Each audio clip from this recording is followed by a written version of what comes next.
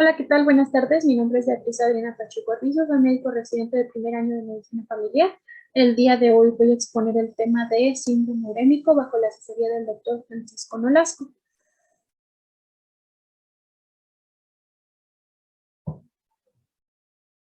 Como tal, vamos a empezar primero con lo que es la definición de síndrome urémico.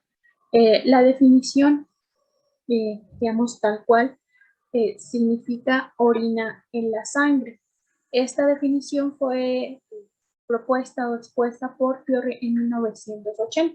Obviamente, conforme pasaron los años, se fue perfeccionando esta definición y como tal se refiere a una alteración en las funciones bioquímicas fisiológicas durante el desarrollo de la insuficiencia renal y esto ya se presenta en un estadio terminal.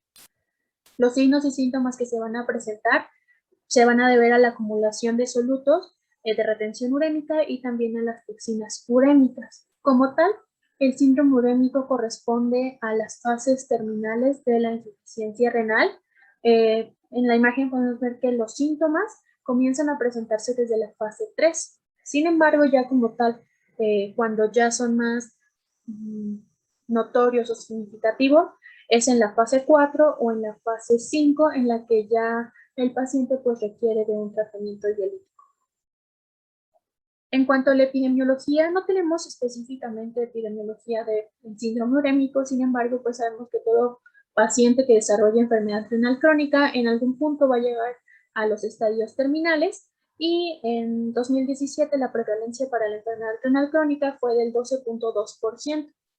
Aproximadamente ocurren 51.4 muertes por cada 100.000 habitantes en México y esto pues ocurre en todos aquellos pacientes que llegan a las etapas terminales. El gasto en salud anual medio por persona que presenta esta patología corresponde a $8,966 aproximadamente en la Secretaría de Salud y para el instituto, para el IMSS, corresponde a $9,091 anuales. En la etiología, tenemos las causas etiológicas de la enfermedad renal crónica como tal. Tenemos enfermedades renales primarias, como lo es la glomerulonefritis, nefropatías tubulointersticiales, nefropatías quísticas y displasias renales. También otras causas como nefrotóxicos, algunos medicamentos como los son analgésicos, la aspirina, el paracetamol, los AINES en general, litio, antineoplásicos como el cisplatino, ciclosporina, algunos metales como lo son el plomo, cadmio y cromo. También existen algunas nefropatías heredofamiliares como el síndrome de Alport, la enfermedad de Fabry, enfermedades renales secundarias como nefropatías vasculares, nefropatía isquémica, enfermedad renal ateroembólica, colagenosis, síndrome hemolítico urémico, vasculitis, entre otras. Es importante, digamos, aquí esto es lo que más nos corresponde, que, ok, ya se presentó la enfermedad renal crónica, pero, pues digamos, obviamente se detecta a lo mejor en las primeras etapas y va a haber algunas causas que van a hacer que esta enfermedad progrese. Entre esas situaciones se encuentra como tal la hipertensión arterial, la hipertensión intraglomerular, niveles bajos de lipoproteínas de alta densidad, hipercalcemia, proteinuria, hiperuricemia, que exista una obstrucción urinaria, un reflujo vesicoureteral, insuficiencia cardíaca congestiva, infecciones sistémicas ya sea víricas o bacterianas, que exista una mala nutrición, deficiencia de hierro, una ferropenia, dietas con alto contenido proteico o de fósforo. También van a existir algunos factores genéticos y la disminución de un volumen extracelular. Esto puede ser por una deshidratación severa o una hemorragia.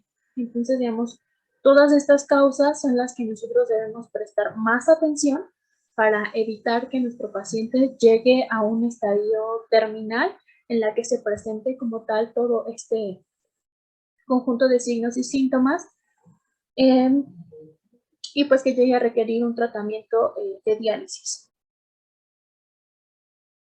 Vamos a continuar hablando de la fisiopatología del síndrome urémico. Vamos a tener que los compuestos que se acumulan en el plasma y en los tejidos durante el desarrollo de la etapa terminal de la enfermedad renal crónica se conocen como solutos de retención urémica y toxinas urémicas. Estas toxinas los podemos dividir en cuatro grandes grupos, que son los solubles en agua, lipofílicos, unidos a proteínas, y también las moléculas de peso molecular alto e intermedio. Las solubles en agua tenemos que son la urea y la creatinina, que pertenece al grupo de las guanidinas. Estos dos son los que pues mayormente conocemos. También existen los fosfatos y los oxalatos. En el grupo de los lipofílicos tenemos al pecresol y los ácidos grasos urofuránicos. Los unidos a proteínas como son la homocisteína y los indoles. Y las moléculas de peso molecular alto e intermedio como son la paratormona y los productos finales de glicación. Es importante también, digamos, un compuesto que participa en todo el desarrollo del síndrome urémico, como lo es la arginina, y por esto es importante pues conocer pues parte de su metabolismo o cuáles son sus destinos finales. La arginina se va a producir principalmente en un 60% a nivel renal, a partir de un compuesto que se llama citrulina. La citrulina se va a obtener a nivel intestinal. Entonces, pacientes que ya presentan un fallo renal, pues van a tener una producción disminuida de arginina, pero también pueden tener niveles altos de citrulina, digamos, porque pues se sigue obteniendo a partir de la dieta y se sigue acumulando a nivel plasmático. Sin embargo, no se puede estar utilizando para seguir con la producción de arginina. Y la arginina, pues, como podemos ver en la imagen, tiene diferentes destinos, principalmente a través de la enzima arginasa hidroxilasa, se va a producir lo que es la urea, que es un producto final del catabolismo proteico, y este se lleva a cabo a nivel hepático. También tenemos la ornitina, otro compuesto importante, pues como lo vemos es la creatinina, y el óxido nítrico, que nos ayuda en diferentes funciones como la vasodilatación, respuesta inmune, también funciona en la neurotransmisión. Entonces, digamos, son como que aspectos más importantes en los que participa la arginina y por los que se desarrolla toda la fisiopatología. Más específicamente tenemos en este grupo en los solubles en agua, como lo son la guanidina, que es un grupo de metabolitos estructurales de la arginina, y como les decía, los más conocidos son la creatinina y la metilguanidina. Eso lo que hace es que bloquea los canales de cloro y reduce la contractilidad de los miocitos. La acumulación de oxalatos lo que va a hacer es ocasionar una alteración que se llama oxalosis, y se caracteriza por depósitos de oxalato, de calcio, ya sea en el miocardio, en el hueso, en superficies articulares o como tal en los vasos sanguíneos. Entre los grupos el grupo lipofílico tenemos al pecresol, que es un compuesto fenólico volátil, es altamente tóxico para los hepatocitos, y pues tenemos que es un producto del catabolismo proteico de las bacterias intestinales. Los ácidos grasos urofuránicos son solutos urémicos, inhibidores de la proteína que une drogas. Con drogas nos referimos a medicamentos, y esto va a disminuir la excreción a nivel renal. Entonces, por eso es que muchos pacientes pues se tienen que hacer el ajuste de medicamentos, y pues también evitar muchos otros, como lo son los años. Los unidos a proteínas, como la homocisteína y los indoles, tenemos que la homocisteína se une en un 70% a la albúmina. Puede producirse por deficiencias enzimáticas o de la vitamina B6, B12 y algunos folatos.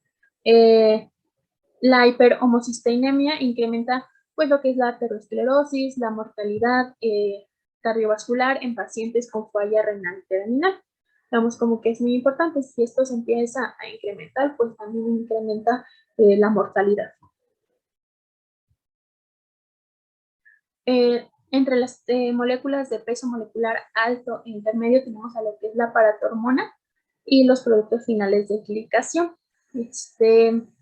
Cuando tenemos una deficiencia de calcio, una producción baja de calcitriol o vitamina D, digamos como que se han relacionado con un estímulo para que se incremente la producción de la paratormona. Entre los productos finales de glicación tenemos a la leptina, que es uno de los compuestos que se cree que regula el apetito, y el gasto energético. Esta toxina se ha, digamos, relacionado, pues que contribuye a la desnutrición en el paciente renal. Los riñones, o una de las funciones de los riñones, es que, digamos, participan pues en la remoción de esta sustancia. Entonces, al estar disminuida la función, pues digamos, no cumplen con este propósito. Entonces, lo que ocurre es que a nivel del hipotálamo disminuye el apetito y se incrementa el metabolismo.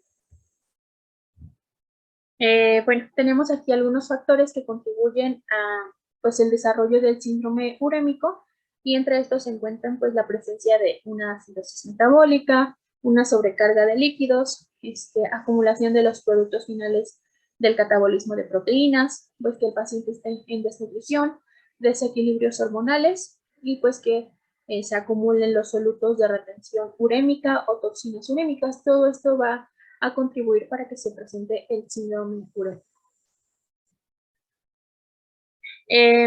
Vamos a tener que el cuadro clínico se va a presentar como tal ya cuando exista una tasa de filtración glomerular menor a 15 mililitros por minuto. Esto ya va a corresponder a la etapa pues, en la que hay una falla renal terminal, en la que el paciente va a requerir un tratamiento de diálisis. Como ya les mencionaba anteriormente, los síntomas comienzan a presentarse desde la etapa 3. Sin embargo, ya conforme va avanzando la etapa 3, etapa 4, cuando se presentan ya más completos pues estos síntomas. Entonces, en el espectro clínico vamos a tener que, pues se van a presentar diferentes alteraciones. Se pueden presentar algunos trastornos hidroelectrolíticos y del desequilibrio y el del equilibrio ácido-base. Eh, Inicialmente va a haber una incapacidad para la concentración de la orina con alteración de la capacidad de dilución en fases avanzadas. Se puede presentar una acidosis metabólica, una hiperpotasemia en los estadios finales. Trastornos en el metabolismo del fósforo y calcio. Va a haber una hiperfosfatemia, hipocalcemia e hiperparatiroidismo secundario. Va a haber una disminución de la vitamina D3. También va a presentarse una osteodistrofia. Se puede presentar en forma de osteomalacia, osteitis fibrosa quística, osteoporosis o osteoesclerosis. Alteraciones digestivas que se van a presentar pueden ser anorexia, hiporexia, náusea, vómito, una estomatitis, gingivitis, o el fetor o hedor urémico. También se puede presentar una pirosis, gastritis erosiva o hidroadenitis. También podemos encontrar una hemorragia digestiva, se va a presentar una hepatopatía, ascitis, pancreatitis, estreñimiento y diarrea. Digamos como que estos son los síntomas o las manifestaciones a nivel digestivo.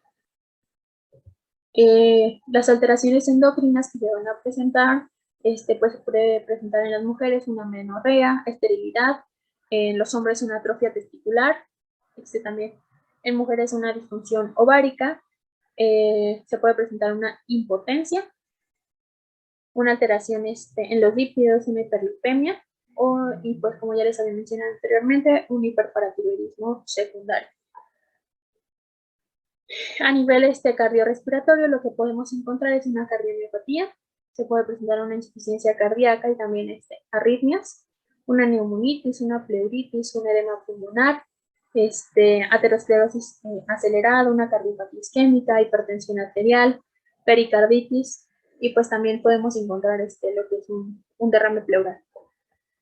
Las alteraciones hematológicas tenemos como son que se presenta una anemia. Esta anemia va a ser normocítica, normocrómica, linfopenia o coagulopatías. En cuanto a las alteraciones dermatológicas, pues vamos a tener una palidez. Esto se puede pues deber presentar debido a que sí existe una anemia, una piel seria. Esto se debe a los depósitos que se presentan de urea, un color amarillento que se le conoce como urocromus. Digamos, la piel seria es lo que conocemos como la escarcha urémica. Se van a presentar prurito y escoriaciones, equimosis y hematomas. Esto es porque también puede haber defectos en la coagulación. Ya como tal, las alteraciones neurológicas las vamos a dividir en periféricas y centrales. En tanto a las periféricas podemos encontrar una polineuropatía sensitiva, motora y autonómica, digamos, que conocen como las piernas inquietas, disestasias, pueden presentar calambres y fatigabilidad muscular. En cuanto a las alteraciones centrales, puede presentar una encefalopatía urémica, en las que se van a presentar somnolencia, estupor, coma, algunas alteraciones cognitivas, asterixis, mioclonía, desorientación, agitación y confusión. Digamos, aquí tenemos como tal la evolución natural de la enfermedad renal crónica. Digamos, como les mencionaba, a partir de la etapa 3 es cuando se van a presentar los síntomas. Entonces, aquí, dependiendo de la función renal que hay, pues es cuando se empiezan a presentar los síntomas. Vemos que pues cuando ya hay una filtración glomerular menor a 20 es cuando pues se incrementan los síntomas, ¿no? Y ahí tenemos que aparece el hiperparatiroidismo, la osteoestrofia, ya se empieza a presentar la anemia, hiponatremia, y ya cuando llegamos pues a menor de 15 en el filtrado glomerular, en este caso aquí nos lo menciona como 10, pues ya podemos comenzar a ver pues el resto de los síntomas como ya más francos del síndrome urémico. El diagnóstico. Como tal, el diagnóstico, pues nos lo va a dar el cuadro clínico, ¿no? Todo lo que ya mencionábamos anteriormente. Es muy importante, pues, en la historia clínica, pues conocer que el paciente ya tenía el antecedente de una enfermedad renal, identificar pues cuál ha sido la causa, si tiene patologías agregadas, hipertensión, diabetes, que es lo más común actualmente. Y pues se va a hacer obviamente estudios de laboratorio. Eh, Muy importante, nosotros tenemos pues diferentes fórmulas que podemos utilizar para calcular la función renal de los pacientes. Entre ellas pues tenemos lo que es la MDRD y la fórmula de Cockcroft-Gaul, y esto es para tener una estimación de la función renal. Otra fórmula que también tenemos es la CKD. Todas estas fórmulas se pueden utilizar. De acuerdo a la guía de práctica clínica, se recomienda pues que CKD-PI se utilice en las etapas como iniciales, etapa 1, etapa 2, pero posteriormente la que nos aproxima más a la función renal del paciente, pues va a ser la MDR. Entonces, pues aquí les dejo las fórmulas. Pues aparentemente son muy largas, pero pues ya tenemos diferentes aplicaciones en el celular que podemos utilizar para calcular fácilmente y que no se nos pase, ¿no? Ya sabemos que es como requisito en la atención del paciente, pues estar calculando su tasa de filtración y ver en qué nivel está de función, en qué etapa del daño renal se encuentra, para que en dado momento pues enviar al paciente en etapas tempranas a que se dé una atención. Entre otros los estudios laboratorios que vamos a realizar se encuentran la biometría hemática, una química sanguínea y también una gasometría arterial. Como ya les había mencionado, en la biometría hemática podemos encontrar lo que es una anemia normocítica, normocrónica, o también se puede encontrar una anemia macrocítica. Esto se va a deber principalmente a la deficiencia de ácido fólico y vitamina B12. En la química sanguínea lo que podemos encontrar es una hiperglucemia, principalmente en los pacientes que ya son conocidos diabéticos, la creatinina, que va a estar incrementada, hay que calcular la tasa de filtración glomerular, urea, el ácido úrico también pueden estar incrementados, puede haber una hipernatremia, una hiperpotasemia, también puede encontrar alterado el calcio, puede haber una hiperfosfatemia o una hipermagnesemia. En la gasometría arterial lo que vamos a encontrar pues va a ser una acidosis metabólica. Bueno, digamos como que son todas las alteraciones que podemos encontrar y muchas veces relacionamos como tal el síndrome urémico por lo que llevan a urgencias los pacientes. Sin embargo, podemos ver que pues el síndrome urémico como tal lo presentan desde antes, ¿no? Desde que comienzan con la disminución de la tasa de filtración glomerular y se comienzan a presentar estos síntomas. Entonces ya cuando llegan a un servicio de urgencias es porque todo esto ya está agudizado. En cuanto al tratamiento, pues digamos son como que diferentes acciones que se tienen que realizar, sin embargo, pues cuando ya tenemos una tasa de filtración glomerular menor a 15, pues tenemos que establecer un tratamiento definitivo, como puede ser la hemodiálisis o la diálisis peritoneal. Pues en el tratamiento lo que incluye es la modificación de la dieta, sobre, pues proponer una restricción proteica moderada, aproximadamente lo que se tiene que consumir es de 0.6 a 0.8 gramos por kilogramo al día. También el control de la hipertensión arterial, muy importante a aquellos pacientes que estén hipertensos, pues tratar de controlar lo más posible. El control de la hiperlipemia, el control del metabolismo del calcio fósforo, la hiperglucemia hay que controlarlo también y pues se le va a dar tratamiento sintomático a todas aquellas complicaciones que presenten.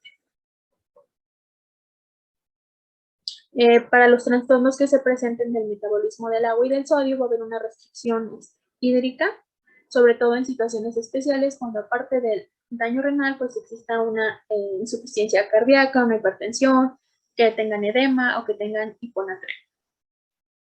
Cuando exista hiperpotasemia, pues va a haber una restricción de los alimentos que contengan alto contenido en potasio, y también en algún punto pues se van a establecer las medidas antihipercalémicas.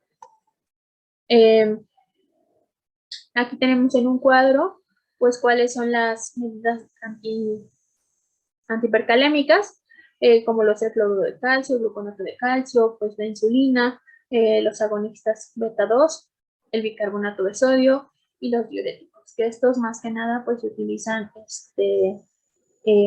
a nivel de urgencia. Cuando exista una acidosis metabólica, pues también se le pueden mandar suplementos de bicarbonato sódico. Esto con tal de mantener lo que es el bicarbonato a sobre 22 miliequivalentes. Entonces, este tratamiento se va a iniciar cuando tengamos pues niveles inferiores a 18 miliequivalentes por litro. La hiperuricemia, esto se va a tratar pues con alopurinol, sobre todo si la hiperuricemia está sobre 10 miligramos por decilitro. Pues aquí como tal dice que no se recomienda iniciar el tratamiento antes de los 10 miligramos. En caso de que exista anemia, pues está cuando ya sobre todo presente síntomas o que el hematocrito esté por debajo del 30%, entonces estaría indicado iniciar el tratamiento con eritropoyetina. Las dosis son entre 25 y 100 unidades por kilo. Esto se utiliza de manera subcutánea y se recomienda que sea 3 veces por semana hasta alcanzar el hematocrito por encima del 31 al 36%. La hipermagnesemia, pues hay que nada más evitar los fármacos que contengan pues estenio. Sobre todo son algunos medicamentos como los antiácidos.